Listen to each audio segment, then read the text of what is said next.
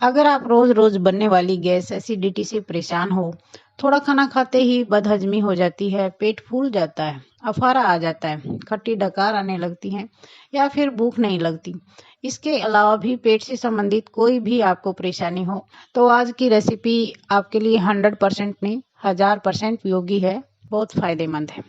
तो फिर चलिए बिना देर के शुरू करते हैं। सभी को नमस्ते दोस्तों, कैसे हैं आप सब?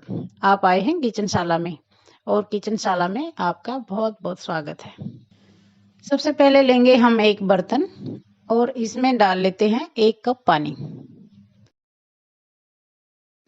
पानी को हमने उबालना है। इसमें डालेंगे 2 छोटी इलायची। ये इलायची हम तोड़ के डाल देंगे। अगर इलायची ज़्यादा छोटी हो तो आप 3 भी डाल सकते हैं। पानी को हमने 1-1.5 मिनट अच्छी तरह उबालना है। ये इलायची जो डाली है फूल के अच्छी मोटी हो जानी चाहिए। और ये देखिए इलायची अच्छी हमारी मोटी मोटी हो गई है। इसको उबलते हुए 1-2 मिनट हो गई है। अब हम डालेंगे इसमें ये आधा नींबू का रस। नींबू आप साथ में उबलते हुए भी डाल सकते हैं या फिर बाद में गैस से उतारने के बाद भी डाल सकते हैं, जैसी आपकी इच्छा हो वैसे डाल लीजिए। और ये मैंने आधा नींबू का रस इसमें डाल दिया है। ये हमारा नींबू पानी कहिए आप इसे या दवाई कहिए, नींबू पानी बनके तैयार हो गया है। गैस को ऑफ कर देते हैं और इसको कप में हम छान लेंगे। ये अभी बहुत गर्म है, थोड़ा ठंडा होने देंगे। उसके बाद आप चाहे तो इसे चाय की तरह पी सकते हैं या फिर ठंडा करके पी सकते हैं, जैसी आपकी इच्छा हो। ये बहुत ही फायदेमंद चीज है।